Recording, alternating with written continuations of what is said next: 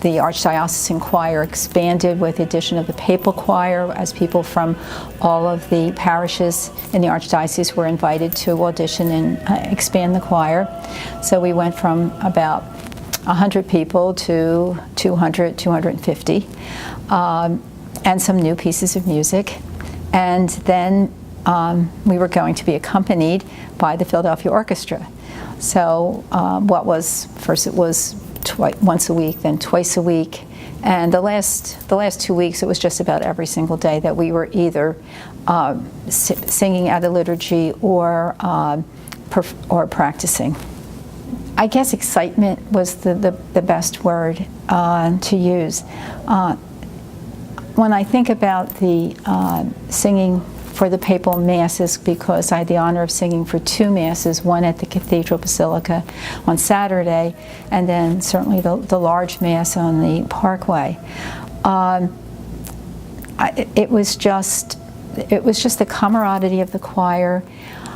Many of the members are young. They're in their 20s, as I was when I sang with the Eucharistic Congress, and they were just so thrilled and so devoted, and I learned so much from them.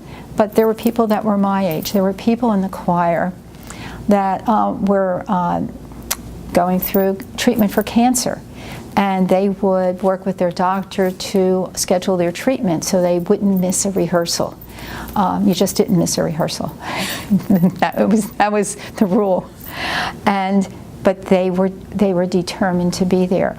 The experience of all the people just enriched my life so much and made me feel so blessed. When we rehearsed with the Philadelphia Orchestra, the maestro Yannick, we were all excited about singing with them. He comes out, and we had rehearsed one day prior to this with his assistants, but we had not worked with him, and we thought, well, what's this going to be like?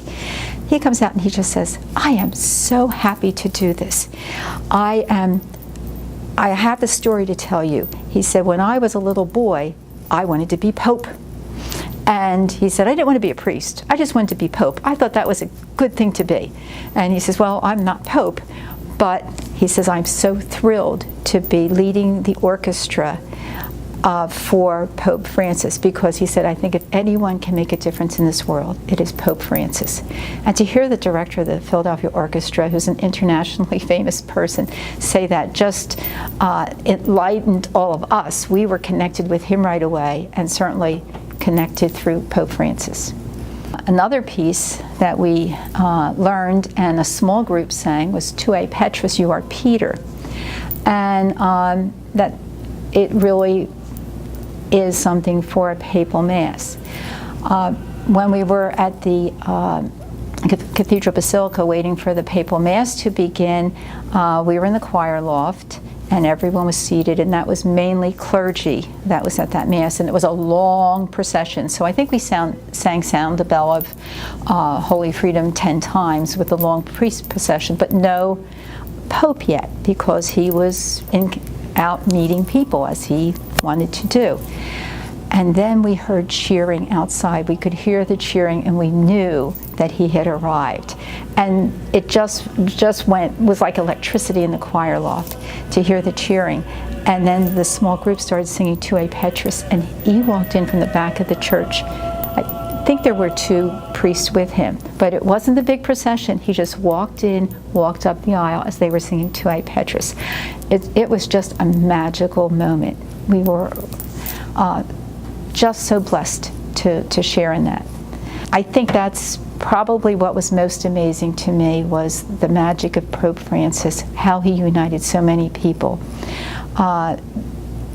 The changes I saw in people throughout the week with Pope Francis here, and afterwards, people that I knew who were of different faiths and knew I sang said, we just couldn't stop watching the television. There's something about this Pope that he's just a beautiful person, and he just makes us feel wonderful. And we were crying when we were watching him. We've had a really special time.